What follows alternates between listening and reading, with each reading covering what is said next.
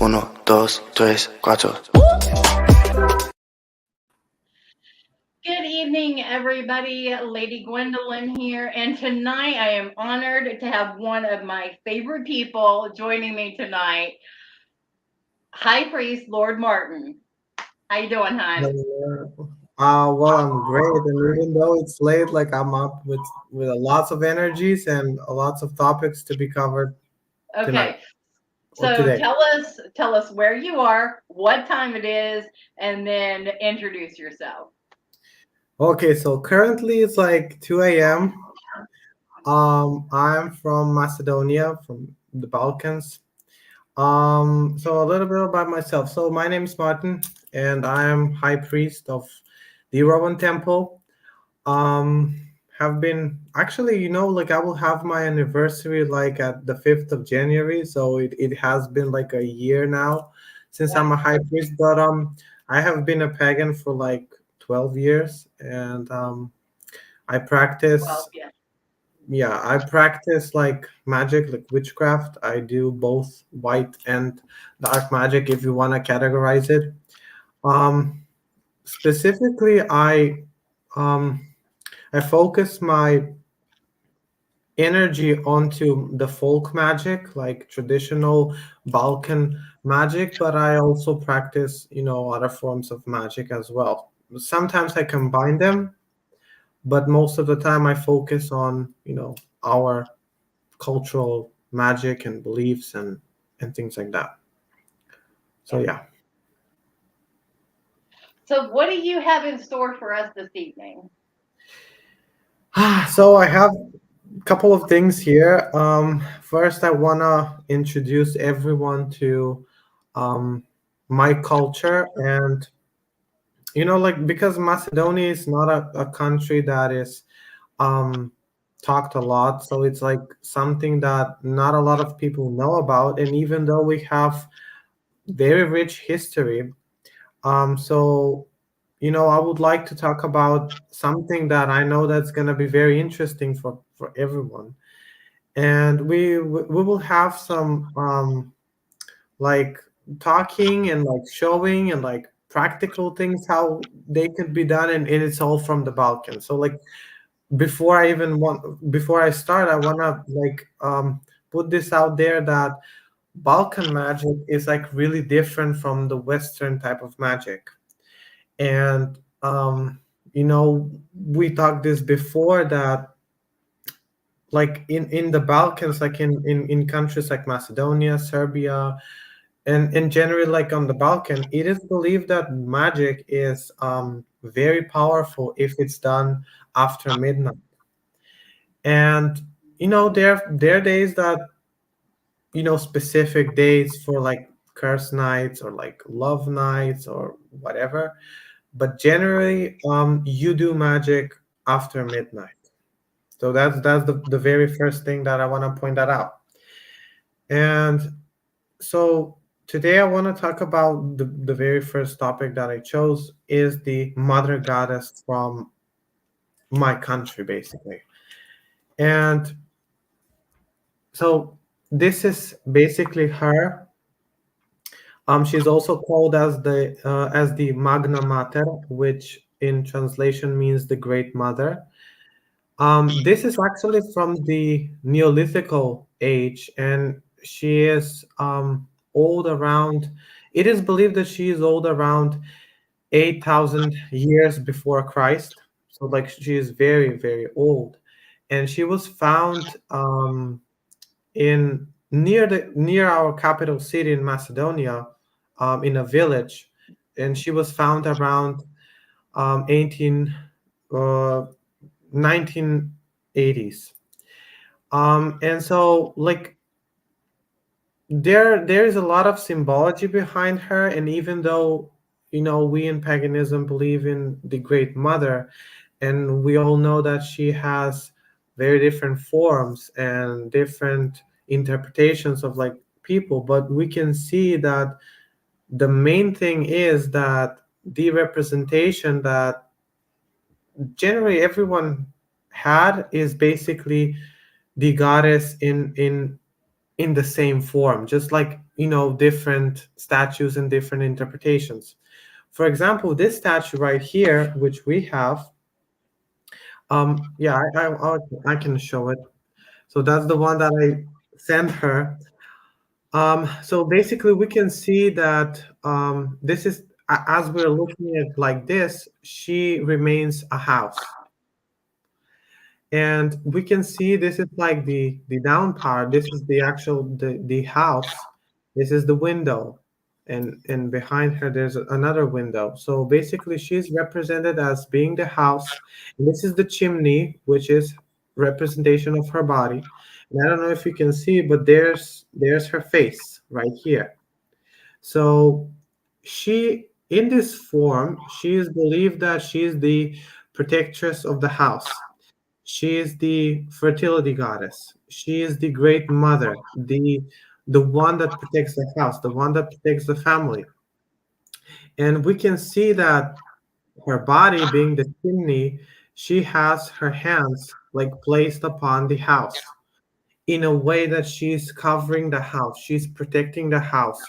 She is the embodiment of the house. And we can see this as a representation of the hearth, and that's where she was kept. She was kept either like under the hearth or generally at the threshold.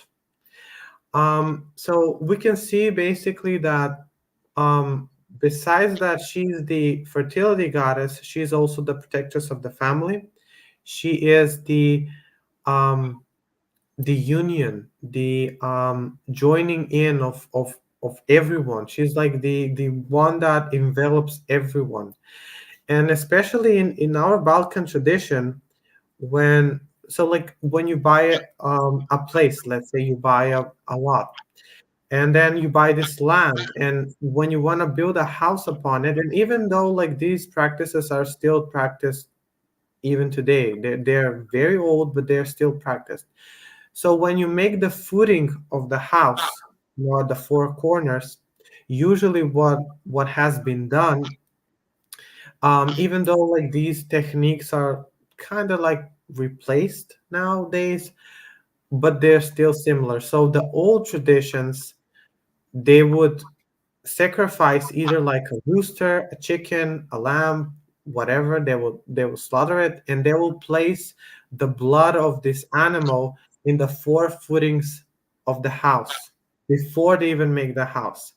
It is believed that by doing this, you are paying the spirits for living on this land. In a way, you're appeasing them so that they won't torment or hunt the house, basically. And then they would get the head of the animal, and they would usually place it in the footing, and then they will build the house over it, and then they would eat the meat. Like the owner of the house, he will make a little party and like invite someone and then eat the meat. That was done back in the days. Nowadays, so they get a land, they build a house, and what they do is they get this animal and they sacrifice it on the threshold of the house. And so they will slaughter the animal. Again, usually it's like chicken or rooster. They don't do bigger animals than that. Even though there are some people that do it like lambs, but that's very rare nowadays. Because they're like expensive and they're like big animals, so it's not practical. But anyways, they would slaughter the animal, they would place few drops on the threshold of the house, and then they would go around the house putting blood from that animal, like anoint the door, the doorstep, like below and up and upstairs. And then what they will do is they will cook the meat. The owner would cook the meat, and then usually that day they will invite guests. They will host like a group of people that will come over, and usually the people that come in, they would bring presents. For example, they usually bring sweets, and by giving them to the owner of the house, they're like, may your house be full with sweetness, with these sweet treats that we're giving. As um, blessings. yeah, they're like blessings and gifts, but the main part, the big part is the animal that is being sacrificed. And why I'm saying this, it's connected with the mother goddess that I will cover later. But usually they will bring like presents, and each of them have a different symbolism behind it. So they would also bring red wine, and they would say like, I wish that everyone in this house, may they be red as the wine. Why do they say that?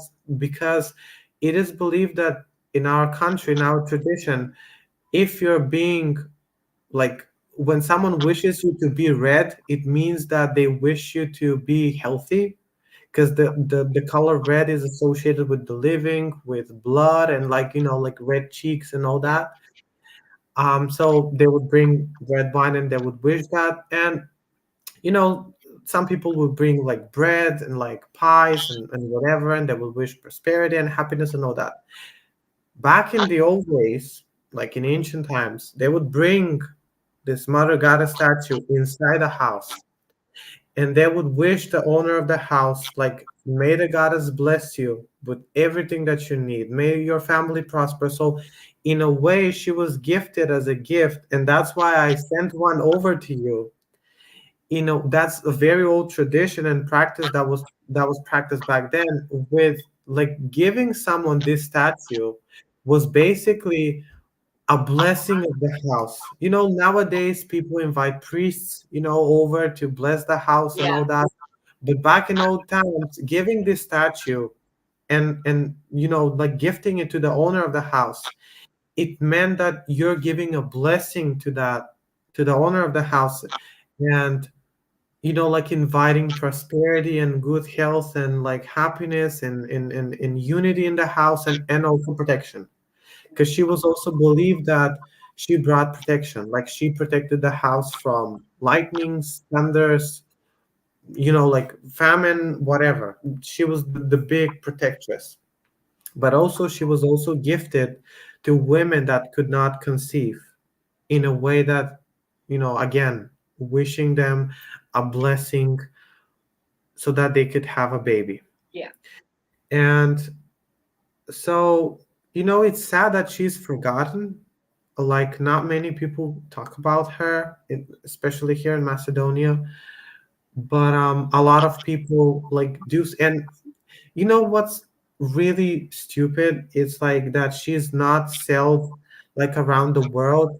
Like, you can only get her from our country.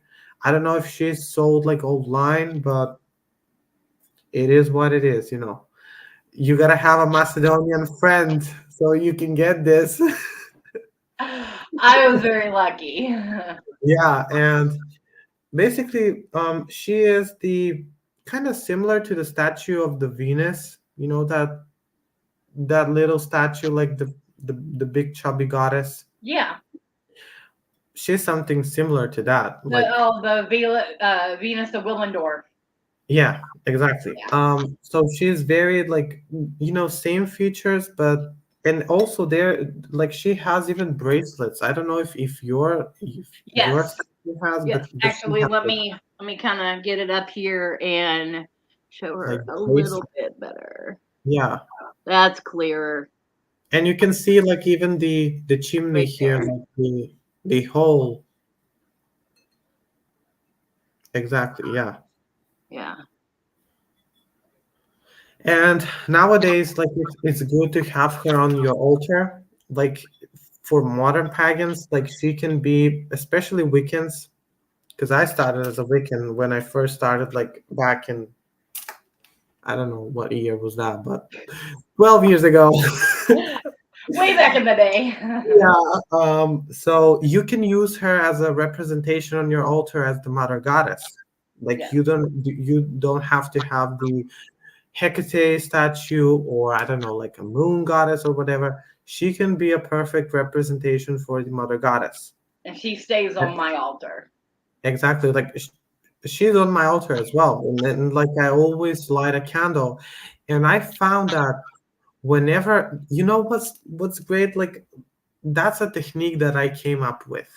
So usually when I do a spell for someone or like a petition paper or whatever, I place it inside the house. Like Hmm. I place it inside the goddess. Like either if I'm petitioning it for someone else or for myself or whatever, like I will roll the paper and then I will place it inside and keep it there until it has manifested. Once it has manifested, I take it out and I burn it. Hmm. That way you're sort of like giving it to the goddess. You can even put like offerings inside if that's what you want. Like you can like place offerings inside, like coins maybe, or like grains, symbolizing fertility. You can place Certain herbs. dry herbs, and you can even make it as um a living pup, or like you can bring it to life and Yeah. treat it as that. And you can be like creative in a lots of ways, but definitely she can be petitioned for fertility, she can be petitioned for unity, she can be petitioned for family, for protection, especially of the house, and especially of the ones that you love. They don't have to be a family, like they can be even friends that feel like a family to you, and she will protect them as well. Like I found that she's really great on that. And how do you refer to her? Well, she's the great mother. She doesn't have a specific, even though people call her, in our country, they call her the great Ma. The word Ma is meaning like mother. We can find that word in Kali Ma, which is the Hindu goddess. Yes. So she's called Kali Ma, which means Mother Kali. And also, we call her the Great Ma, which is the Great Mother. Or you can even refer to her as the Great Mother, but she doesn't have a specific name because she's seen as like as the divine personification of the goddess, Hmm. like not a specific name. But she's great to be on the shrine, and she's great to be worked as. Like you don't even have to have her as, if you want to work with her, like you can have a little house, and that can serve as a representation of this particular face of the divinity. Because I always say that the goddess has different forms and faces, and also the god has different faces and forms, and this is only like one, and like an only representation, but it's not the only one. Like you have many different forms, but this is Yeah. what we have in our culture, and what people believe. So she's great, I love her. And yeah, so that's all about her. I do. I love her too. Yeah. I'm thankful for her. She stays on the altar, and but my altar that everyone normally sees when I'm doing videos and stuff like that, she is on there. That is not my personal altar because I am. I do not show my private altar. Yeah, So that altar is for like our Rowan Temple of Light family. exactly. So Some things are better not shown. so I'm gonna ask you, how do you feel about, since I said that, how do you feel about showing your personal altar? um Sometimes, before I even taking like pictures or like filming it, I always ask my spirits, and I'm like, is it okay if I record it? Is it okay if I show it? Sometimes they would be like, okay, like sure, like they want to be known, and in that way, you're kind of like giving an offering by, that I associated that as if like you're very let's say like egoistic, and I take a picture of you and I'm like, can I post it on my Instagram? And like, hell yeah, like Yeah, I'm gonna yeah, be popular. same And thing. that's a form of an offering that some spirits, I find, especially in my practice, I find that they like that. Sometimes, like other times, they'll be like, no, we don't want to be shown. Like if there are certain things on my altar that they don't want to be seen, especially like because I also work with demons, and like I have never shown my demonic altar to anyone. Like I mean on like my social media. Why? Because I work with Azazel, I work with Lucifer, I work with Dantalion and a couple of Goetia demons, and they don't want to be shown. Like Right. they're like, nope. Like no. Like if someone wants to see us, invite them over and they can see us. But no posting on social media. So like because I have few altars actually, and the ones with the gods, they usually don't mind, and they want to be seen and they want to be praised, and they're completely okay with that.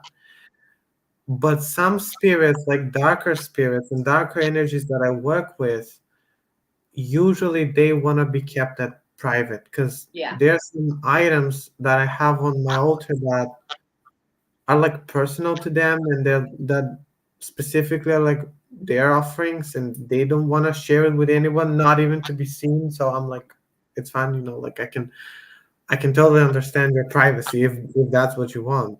Yeah. But it all depends on the spirits actually, Yeah. because again, I see that as an offering. I see that as like you making them known to the world, and you praising them for who they really are.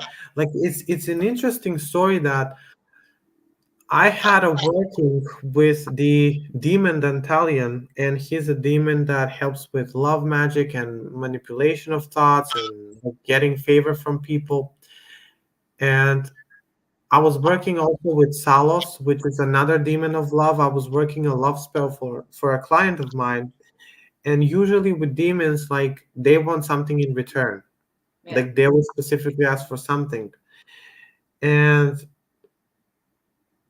what they requested was that after they do their work, they wanted me to share them on my Instagram story, like their attributes, what they help with, like to give them a like to show them off in public. To educate. Exactly. Okay. They wanted to get popular. I'm like, whoa, like okay, if that's what you want, then you will get that. And so like I got on my phone, and actually they did an amazing work. Like I had amazing results. Like my client hasn't spoken to her boyfriend in like 3 months, and after me doing the spell, like they communicated with each other in about like a week. It was like a few days after that. And so I was like, okay. And then I went on my Instagram. I placed the two photos of the demons and like their seals. I wanted to make a one story and then like write something about them. And they were like, no, like we want separate stories, so like one for each. And I'm like, gosh, no. No, I'm on my own. Just me. It's all about Exactly. me. And I'm like, you even have like a profile, because I can tag you if you want to. And so I made like a separate stories, but yeah, that's something that they wanted, but they didn't want me to show specifically them, like their altar or anything like that. They just wanted me to get a picture of the internet and like put it there, and then like describe something so they can be known like Right. publicly. So again, it depends on the spirits, and some spirits are like more like they want things, certain things, and others are like, nah, we don't care, like you do whatever you want. Yeah. So it really depends on the spirit. um Okay. so the next thing that I want to talk about is the spindle. Okay. I don't know if it's used in Western magic, not that I know of. Not particularly, and can you like I there was some people that I was telling, what we were going to talk about tonight, and they were like, "What's that?" So just kind of I explain will a little actually bit. send you. I will send you one. Like when I send you like the gift box with the many goodies that I want to send over, I will send you a spindle actually. Ah, Um, kid, you're spoiling me. yeah. So the spindle again, as I said, in Balkan traditions, the spindle is like the highest thing that you can think of. So this is something that it, it was used like in everyday life, not just for spinning, but also this is a very magical tool. This, I would say, the spindle in our tradition is something like the wand in Wicca. Okay. We also have like the wand, in our practices, but spindle, it was believed that this is the wand of the women.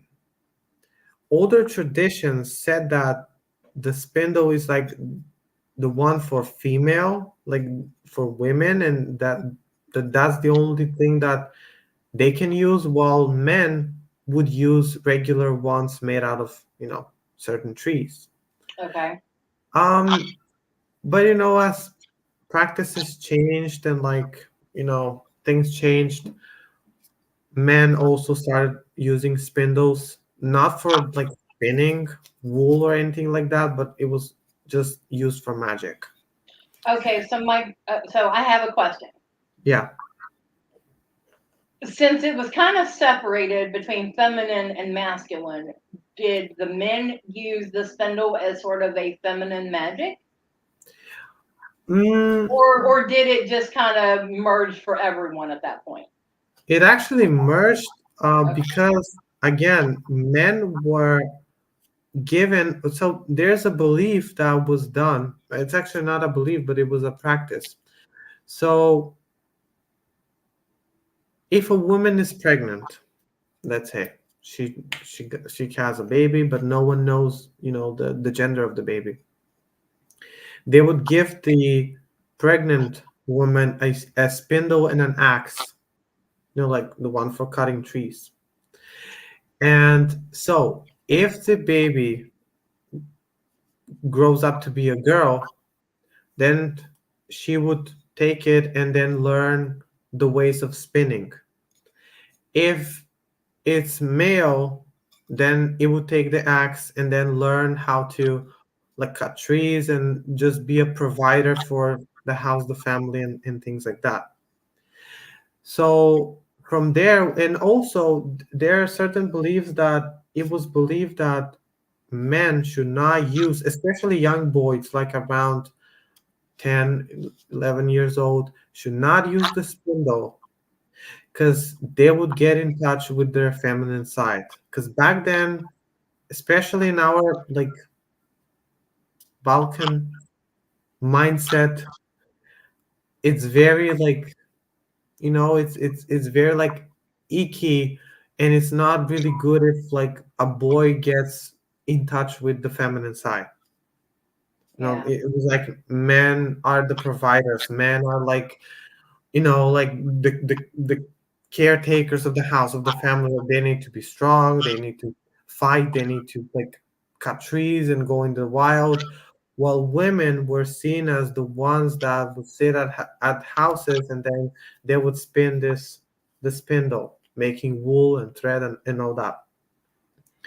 And so, but again, as time passed and like practices changed, so like different systems of magic kind of intertwined. So like the spindle was then used by the magicians also. I mean the men, Okay. witches, however you want to call them. And so why the spindle? So the spindle is connected to the goddess Mokosh. And the goddess Mokosh is, so like our Slavic gods are similar to, I mean, are not similar, but kind of, you could say, to the Nordic gods. And so they're like different variations and like opinions, but the one that everyone agrees is that Slavic pantheon of the gods are like Nordic gods with different names. Yeah. Like the 12 original gods, like Odin, Frigg, Balder, and whatever, we also have them, but with different names. Not that we don't have our own Slavic gods. Like besides those, we have different ones as well. But the main ones and the main practices that we have in our Slavic paganism, I would say, is like very similar to the Nordic ones. It's kind of like Greeks and Romans, you Right. know, like, The similarity is just different names. yeah, like same things, but like maybe like something different, different names, different stories. Sometimes you get similar stories, but it's like you're practicing Yeah. Nordic witchcraft, basically. But anyways, so Mokosh is the goddess of the spinning. She is something similar to the goddess Frigg in Nordic pantheon, and she is the goddess of magic. So Mokosh is the goddess of magic, but she's also the goddess of earth, fertility, and she is seen basically as the neutral goddess. So she's not a very light goddess that will wipe your ass, and not a dark goddess that will kick you. Like she's something in between, actually. And she was called also like for good and for bad. Like people called upon her for good, and that's also the magical properties of the spindle. The spindle has been used for good and for bad. So like fate, it's not always good. Like fate, like because with the spindle you're spinning, and this also connects with the norns, the three fates that are spinning the web of life.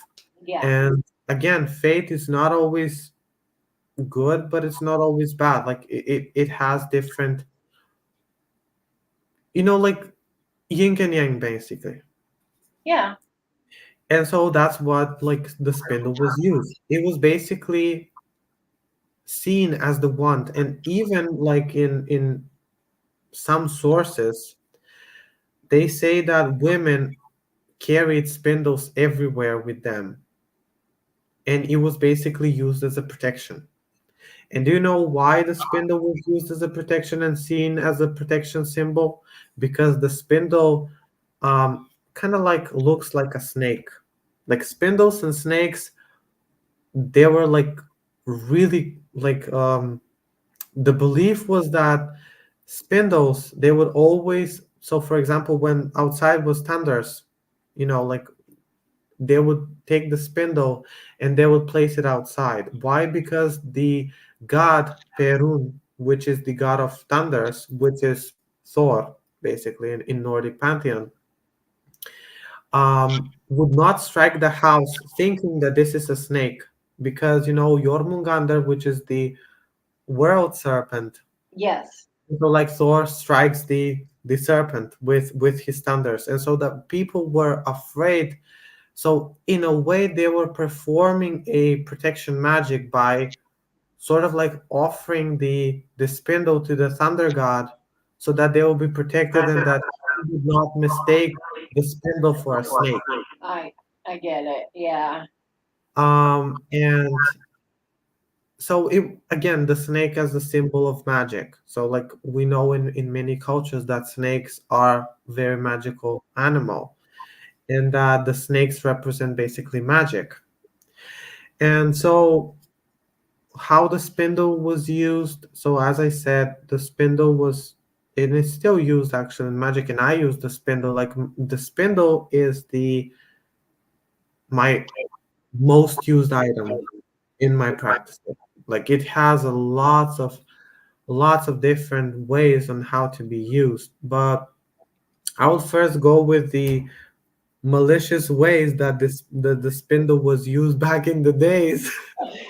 Get it out of the way first. Let's do Yeah. it.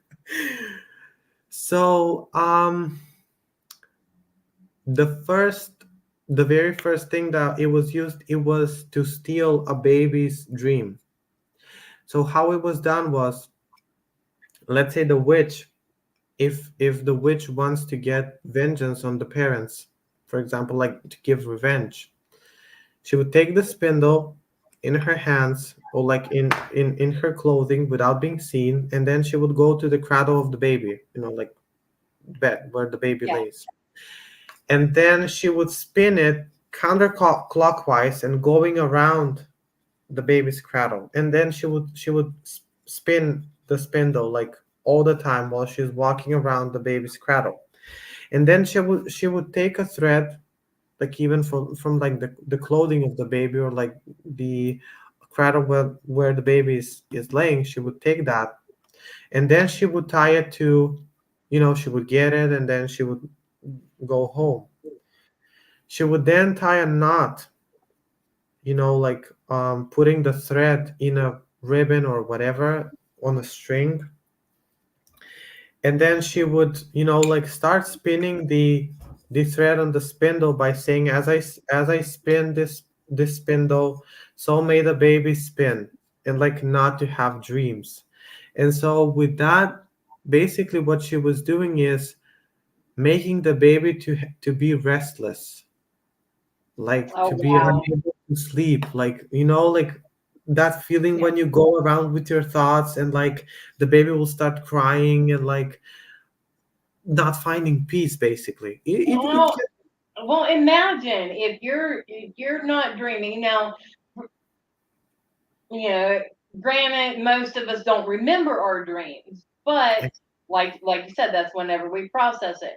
So if we're not, that's whenever we're getting agitated and angry and frustrated with people, and ain't got time for nobody, and nobody's crap, and we're just gonna fight with everybody, and we're gonna Exactly. make everyone else around us uncomfortable at the same time. Exactly. And it can be also done on adults, like if you manage to get it and like go around the person 3 times while spinning it counterclockwise, and then getting something of like a personal belonging, and then tying it in a knot of, like on a string, and then placing it on the spindle, you can actually make the most powerful magic. And it is believed in Slavic practices that spindle magic is the worst form of magic that someone can do on you, and Wow, sometimes even unbreakable. wow, And you're dealing basically with fate. You're like spinning the fate of the person. So that's one way that it was used. The next way that it was used was um, in, like, if, for example, like in love return work. So if you have a lover and you're separated and you want to bring them back, or you have a friend or like a family member you want them to come back, to come over, then usually like they would get the spindle, and it was done on water. Like I have a bowl of water here, so it was usually done on water, but you can do it on picture of the person, like having the picture with the face up. I will show you with water, and then it's the same with picture as well. So okay, you'll place the spindle in the water, you will take it out, like on the top right here, and then you will start spinning it clockwise. And as you're spinning, you say, as I spin the spindle, may they come back to me, for example. May they return to me as the spindle spins. As the spindle turns, may they turn towards me. May they love me. May they turn their face towards me. Like this can also be done, for example, if you want to turn someone away from someone. For example, like you're in a relationship and there's a third party, and you know that there's a third party, and like your husband is cheating or your wife is cheating, then you can do this method to turn them towards you. And as you're spinning clockwise, you're basically saying like, I spin you as the spindle spins. May you come back. May you love me. You come to me. You turn your face towards me. you look with bad eyes towards that, I don't know, so and so and whatnot. And then after you have done that, usually the water is like placed in a coffee, so they drink it, or you can like sprinkle their bed or whatever. And it is believed that you will be the only one that's running in their mind. Okay. So So if can you reverse that? Can you do that to make someone turn away from you? yes, you can do that as well. So if you want to reverse or like banish someone, then you will do it counterclockwise. So you're now spinning counterclockwise, and you say, as I spin this spindle, may you go on your way, may you find someone else, may you turn against me, or may you turn your back against me. Like you don't want to see me, you don't want to be with me, you don't think about me, you think about someone else, and so and so. And then you continue saying this chant, and then you can get this water. If that's the case, if you want to like reverse someone or like banish someone, or you can banish something as well, you either place this water, you pour it on the ground, and you want them to step over the water without them noticing, or you can again place some water in their drink, or you can even like splash it, like open your front door and then splash the water outside. That way you're releasing it. Okay. I do that, and actually I can tell you that it's very simple, but it's very effective. Like in returning someone or getting away from someone, like banishing someone. Yeah. And it gives very fast results. So that's the love part of the work. Same can be done on picture, as I said. So imagine this is the picture of the person with face up, then you place the spindle above the picture, and then as you spin it, you say the same words, and then you can be working this magic for like, I don't know, 3 nights, 9 nights. Usually we do like 3 nights, 9 nights, or 40 days, like 40 days in a row. We do it every day, yeah. And so that's the love part. um Also, spindle, a very fun way that it was also used back then was as a pendulum. So Now I can kind of see that because we kind of have a thing over here with, and it kind of goes back to what you're, when someone is pregnant, we would do a needle and thread over like the wrist or like over the belly to see if it was of, what the gender was. we do that as well here, but Okay. also it was done with pendulum. So I mean, it was done with spindle. So what you need is a string. Doesn't matter the color, any string would work. So this is called the head of the spindle. So you would take the thread, and you will like, okay, I will knot it like just to show. So you would take the spindle like this, and then you hold it like you can do it like above your hand, or like no hands. And then you start asking questions, like, for example, is my name Martin? Yeah, of course it is. And then you can use it this way in divination, which was used back. So back in the days, it was believed that the spindles were seen as the most unholy item of the witch. It was basically, so if a woman is having more spindles in her house, it was seen that she was being a witch. Or if a woman brings the spindle in a church, they believe that she is opening a path to evil entities to enter in that church. And so they were executed, Wow. unfortunately. Yeah. And so many women, because they couldn't afford like pendulums to have them, or like to go swinging around and getting answers, or whatever. And so they would use the spindle as a form of divination, and it's actually it's really practical. Like I also do that, and it's like It's like perfect. It gives really clear answers. Um, spindle was also used in, as I said, in good magic. So it was used as a protection. So you can use it, to create a circle. It was used to create a circle, but not the Western type of circle, like the circle where Not like you normally would with a wand and exactly okay. they would get this, and then they would make a circle on the ground, like physical, so you will be able to see it. Okay. And then you would trace like a circle around you, and it was believed that basically that was the method of creating circle in back in the days, in our culture. And also there are a few techniques that, for example, if you want to connect with the earth current, or like with the underworld, or with the mother earth herself. And also, and it was, by using the spindle. And there's also like techniques and methods that you use to connect with the sky and the universe and the spirit world and things like that.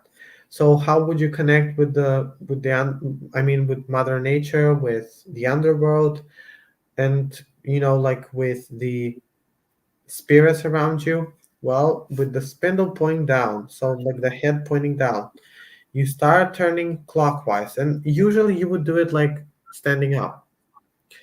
And then you would take the spindle in. So if you're left-handed, then you take it in the left hand. If you're right-handed, you take it into right hand. And then you spin it counterclockwise. And as you spin it, you just focus. This is a technique where you don't visualize, but you feel. Like you would feel a vortex actually coming up from the earth and like surrounding you. So you'll close your eyes, and then you start spinning counterclockwise. And as you're spinning counterclockwise, you then turn yourself, like while you're standing, you turn yourself counterclockwise in the same place. Like, let me show it. So, Okay. for example, you start like spinning it, and then when you feel that you're ready, you kind of like go counterclockwise. And as you do that, you also spin the spindle. And actually, you do that 3 times. So as you're turning counterclockwise and as you're like spinning the spindle at the same time, you could actually feel like an energy, like a vortex coming up from the earth and like surrounding you. And you could feel that energy. Like everyone can do it and everyone can feel it. Okay. Because like I know that like generally what we do as a beginners, I mean that's what I did basically. I don't know if anyone does it, but I believe, like the method with the energy ball where you feel the Yeah. ball and like you play with it, and that's how you start. Well, in Balkan traditions, this is how you start. Okay. So this is how you start feeling energies, and this is how you start connecting. So usually it was done with first with Mother Nature, with Earth, and then when you want to connect with the spirit world, with the sky god or whatever, then you would point the spindle upwards with the head upwards. You will spin it now clockwise. And as you're spinning it clockwise, again standing, you're then turning clockwise 3 times and then spinning the spindle 3 times as well. And so when you do that, you will again feel energy coming down from above, and then you will feel it actually in your crown chakra. You will feel it actually coming down and then going all over down. And then those are the two energies combining in. So like you're pulling up, as above, so below. And then you're pulling it inside you. Do you ever do them at the same time?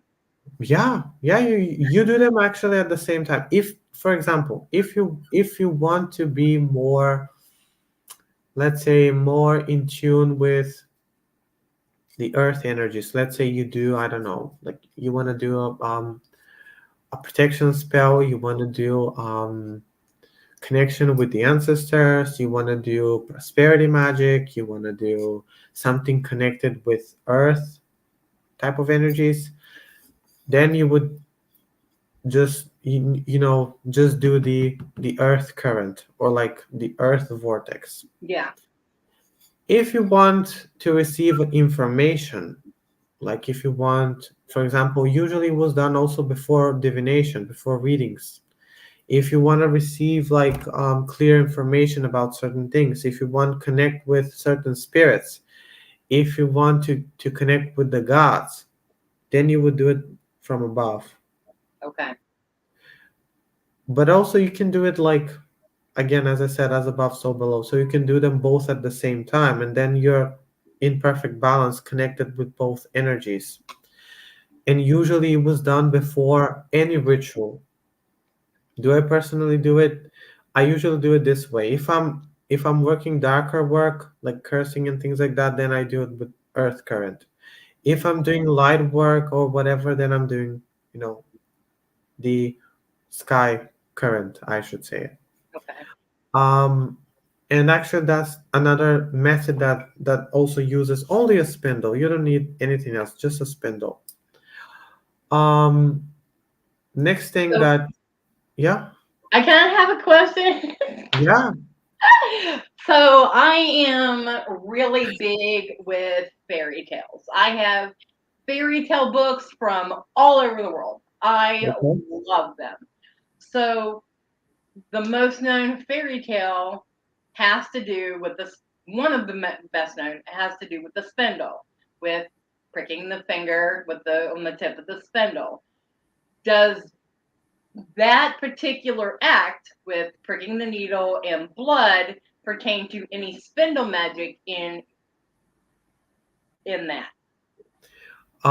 Yeah, basically, so the use of the spindle again, those stories come usually from the Balkans because I believe that Balkans are the only people that use spindle. I don't know if like other cultures use it. I don't know. I'm not sure, but I know for a fact that we use spindle a lot. And again, as I said previously, like the spindle was a tool that again it was believed that it was the most powerful. And the spindle is again the fate. And so like every word. Okay, so women were also like a bit naughty back then because like you spin wool with the spindle. Mm-hmm. And so those women that knew witchcraft, and because from the wool then you make clothes. And so they would actually place curses or blessings upon their husbands. Not magic. Exactly. I And get it. I totally get it. yeah, and nobody would know that she is doing magic. Like she would just like, like say her incantation, like utter her words either like in her mind or like whisper them, which is also called whispering, and that's a form of magic. Yeah, exactly. And then she would basically cast a curse or a blessing upon certain people, like her husband, or if she does it for someone, and nobody would know that she's a witch. And basically, when that person takes that clothing upon themselves, imagine what kind of energies are attached to them. Basically, all those curses and all those blessings they take upon themselves. Yeah. And so that's the connection between the spindle and the pricking and the blood type of thing, because all spells are done through the spindle. And it was believed that when you use the spindle, you're basically the creatress. You're you're kind of like emerging with the norns. You're emerging with the spirits of the fate. You are the one that makes the fate of certain people. And that's why spindle magic is the most powerful one, Mm-hmm. because you're dealing with fate. So like other spells like candle magic or like herb magic, you're using the energies of certain things, but you're trying to change the fate, but you're not emerging with it. Yeah. Rather than this is a symbolic way and an actual way of like spinning, and also it gives you, like when you spin, and for example, when you spin and when you're saying the words, and like you're basically getting into some sort of light trance, Yeah. because like you're not focusing on what you're saying, but basically you place your focus on like on the spindle, and you're just like spinning, and then you're saying words, and basically this is some kind of distraction. And then you can like visualize or whatever, you're basically falling into a lighter trance, and you're emerging with the fates. And it was because as I said, the spindle was very sacred to goddess Mokosh, or again Frigg in Nordic pantheon, which we also know, like those who know Nordic mythology, we know that Frigg is the only goddess that um spins the spindle and spins like the wool and the thread, and she knows the destiny of everyone, but she's not supposed to tell it Yeah. because Odin does not allow it. And so in the same way, you are becoming the goddess, the personification of the goddess, and then you are making the fate of someone by doing that.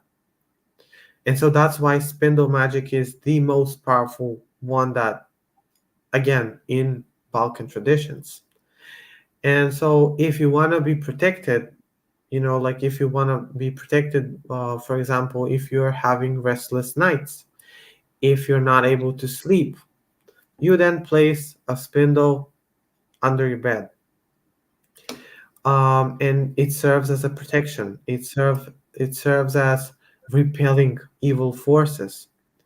So also for all the healers out there, because healing practices in Balkan magic, they're like big on healing things. So again, the spindle was similarly used as a pendulum. So they would, for example, I'm the patient, let's say here, like I'm the client, I come over to the witch, and she uses, so like the spindle is usually created from oak, pine, quaking aspen, ash, different types of trees. I believe this is from oak, but I'm not sure, but whatever. So, like the patient is, let's say, ill, or like they have a curse upon themselves, or bad luck, or whatever. Then she would place the spindle above their head, and then she will spin it counterclockwise. That way, she's pulling out the negative energies into the spindle. And when they feel that, it's done, like sucking all those negative energies, then she would take the spindle, cleanse it, either like with water, splash it with water, or like pass it through incense. And then she would again place it like above their head, and then she would then spin it clockwise, bringing in healing, bringing in blessing, bringing in all good things upon the patient. And actually, I have done that. I have tried that method, and I could tell like it works like wonders. I have healed a lot of diseases only by doing that, without medications. Yeah. Curses also, I have done that. Like it's the most simple way, but it's really powerful if you know how to use certain methods. You can take off evil eye. You can take off bad luck. You can take off, I don't know, like anything that's maybe like a spirit attachment to you. You can take it off by doing that. Some people I know that when they suck up all the negative energies by counterclockwise upon their patient, they would then take the spindle and then throw it in like a bonfire, like the hearth, and let it burn symbolically, like burning evil. But nowadays it's not practical because it's rare that spindles are done. Like no, women don't spin like nowadays. So it's like So it's hard to find them now. yeah, it's hard to find them, but also you can find them only in antique stores. And again, even there it's really rare because it's a technique that like younger generations don't know about. They don't know the spinning thing, and it's like it's sort of like dying. it's Yeah, it's dull. unfortunately. But the magical properties are still there, and they're passed from generation to generation. And then that's how they learn.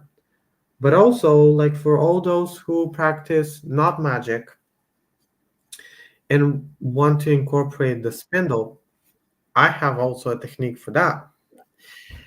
So you take the thread and then you tie it.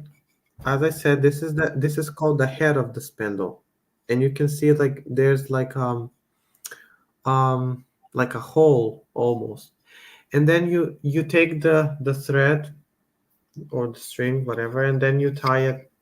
So if you're doing love magic, obviously you would use red. If you're doing it for, I don't know, if you do it black magic, you would use, I don't know, black or red again. If you're doing for money, green, like color magic. And so you take the thread, you take the spindle, and as you're spinning, for example, I don't know, let's say this is a prosperity magic. So as the spindle turns, may money turn towards me. May money come to me. May money flow to me endlessly. I bring prosperity. I bring happiness. I bring joy, abundance, like all good things. Mhm. And so when you do that, let me do it like this. So when you do that, you take the spindle. So you can see like the thread, the string is on the Mhm. spindle. And then you take it like this with one hand, and then you spin it, and again you say your incantation. For example, I don't know, like I bring in money, I bring in success, I bring in prosperity, I bring in joy, happiness, abundance. And as you're spinning, you're imagining all those things coming to you. And again, you just basically like only work with the power of the words, with incantations and things like that. And then you say it again. And when you're done basically doing that, you can then take it, away from the spindle, and then you can use it in candles. Like you can tie it on candles. So this is now blessed and charged and consecrated specifically for the use of whatever magic you're using. And then if you can even do it like a protection and then wear it as a bracelet Mhm. and then hang it like on the hand, the wrist. You can use it, I don't know, in candle magic, like you can tie candles, or if you're doing love work, you can then bind this string, the two pictures, the two people, you can bind them together. you Yeah. know it's like endless things you can do with this type of magic. um Let me think if I forgot. I mean, again, it's like the uses of the spindle are like endless. Like I know some people that use the spindle to bring in rain, but those Yeah. practices are like not very known. They're like forgotten. Um, Even though again, I would say like this the spindle is like, oh, and also one thing that I forgot: pregnant women should not use spindle. Do you know why? Okay. It was believed that if a pregnant woman uses the spindle to spin a thread of wool, it was believed that the baby will get tangled with the cord inside the belly. Oh, I've heard that actually.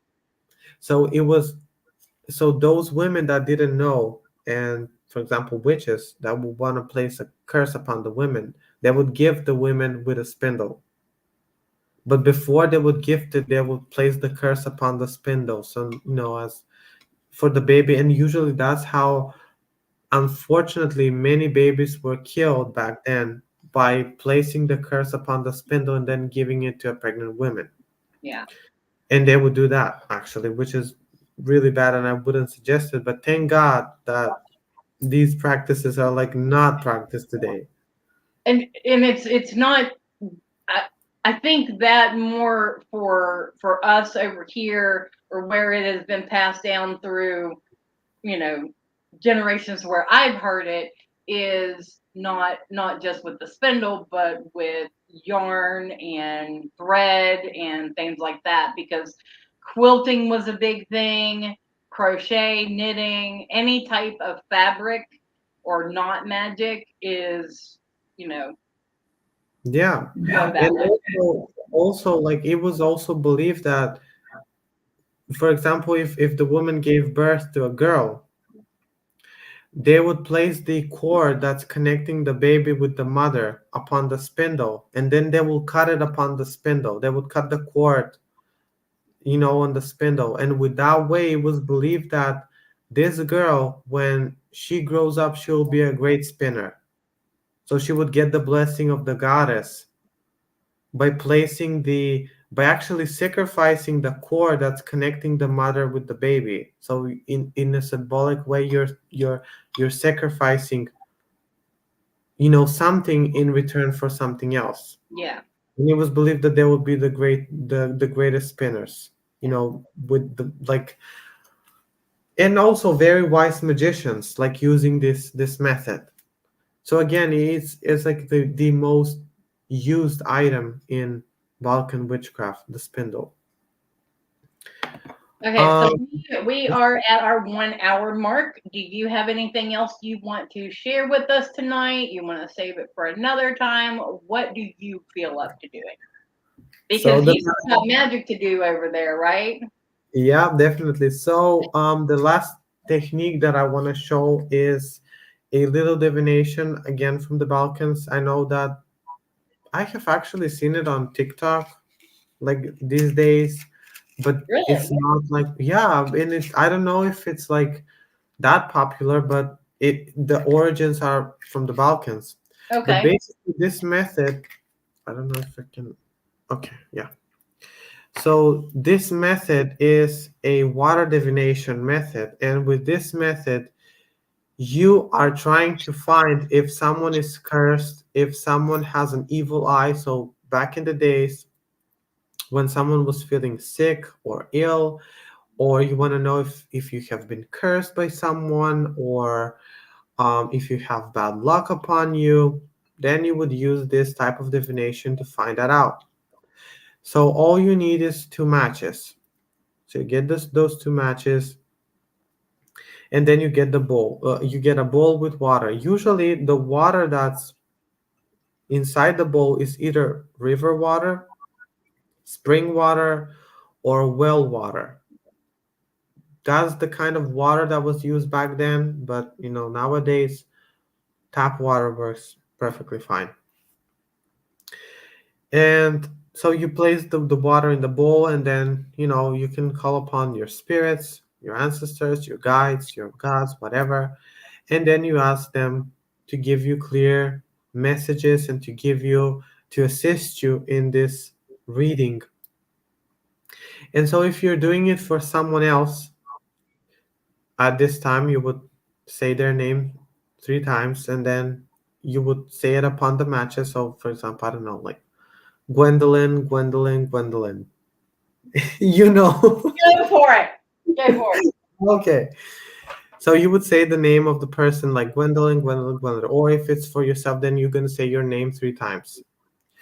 And then you're going to ask the spirits, for example, if this person is cursed, if this person has an evil eye upon them, if this person has bad luck, whatever it is that you want to find out, you ask that. If you want to find out like all these things, then you ask, is there any type of negative energy upon, I don't know, so and so. And then what you do is you light the matches, and then once they're lit, you throw them in the water. Okay, you know what's the answer. They're crossed, aren't they? Exactly. Oh, Okay, so can you see them actually? I don't know if you can see them. a little bit. I think so. Okay, so if the matches are crossed, so for example, they're crossed, they fall in the water like this. So if they're crossed, that means yes, that person is crossed. That person has an evil eye. That person has a curse upon them. That person has bad luck upon them, and that means that then the further practices are like, like you're basically giving a diagnosis to your patient. So for example, if you have been cursed, then tells me that you have been cursed, for example, and then later we do some curse removal practices.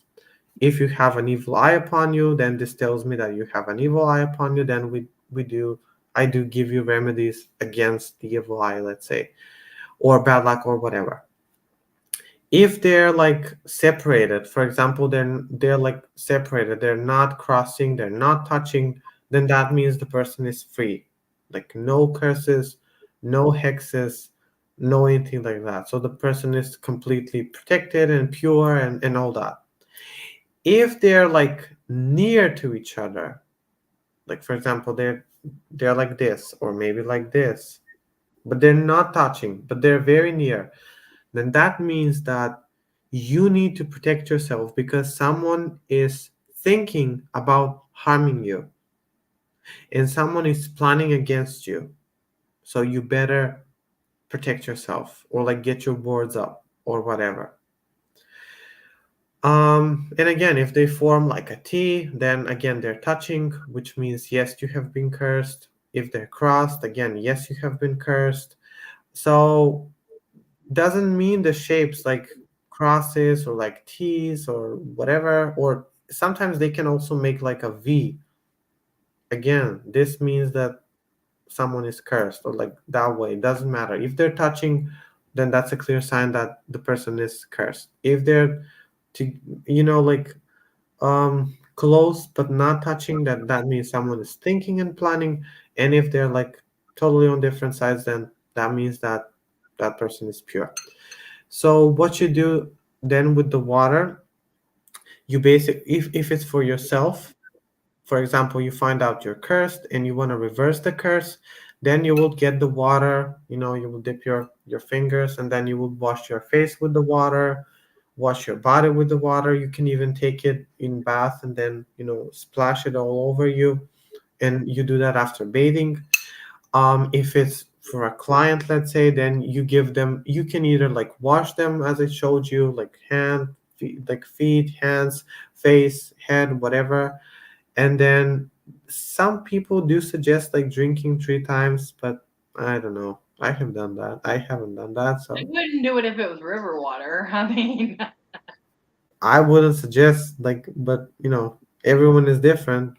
I wouldn't want to get like parasites. you Not know me. what? Everybody's magic is different. Cheers. Yeah. Cheers to that.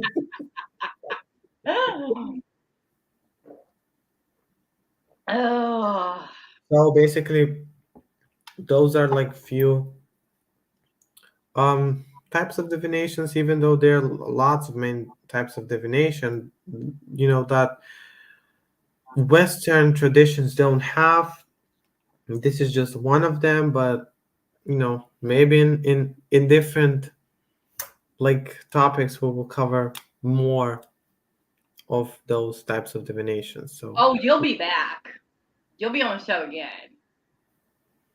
I mean, Leo, come on, we want to show. Well, this is a show, in the Rowan Temple of Light universe. You're part of Rowan Temple of Light, and you have a lot of knowledge to give. So as long as you are willing to come on and share that knowledge, then we're happy that. Anytime, anytime. And again, I always say that magic, like sometimes I feel and I say to myself, like, I feel like even though I have spent like tons of money on books and like time on like visiting different people, because learning Balkan magic is not something that you learn from books. No. It's like folk magic. You need to know those people and to be there and to be present at those moments to see how it's done and what they practice and how they do that, and like to actually have the blessing to see them. And so I have spent my, well, I should say like good 7 or 8 years like visiting all over my country, like going in different villages in different towns and like asking people about like witches and like healers, and like visiting them and talking with them and basically like learning from them and learning their ways, because this is not something that you learn in a book. Yeah. Wicca is something that you can learn from a book. Witchcraft, again, like we have lots of forms of witchcraft, but like I feel like there's a misinformation that people say that Balkan practices are closed practices. I wouldn't say that. Closed practices in a way that, like they're not like shown, because you need to see them. So like they're not shown, they're not spoken of, they're just passed from generation to generation. And so that's why you gotta learn it from someone. You Yeah. cannot read it from a book, unfortunately. Yeah. And so that's why it is so unique, and it's so, and I want people to know about these methods so that they're not dying, but rather than they're again reviving and living and being practiced. So I would be more than glad to teach more upon this topic. Good. I'm excited. All Yeah. right, everybody. Thank you so much for joining us tonight. Thank you, Lord Martin, for coming on here, and want to say special thank you to the Great Mother for allowing us to discuss her tonight and Yeah. to be present for us. Yeah, thank you everyone for watching. May the gods bless you, and may you always be well and happy. Love you guys. Good night. Bye.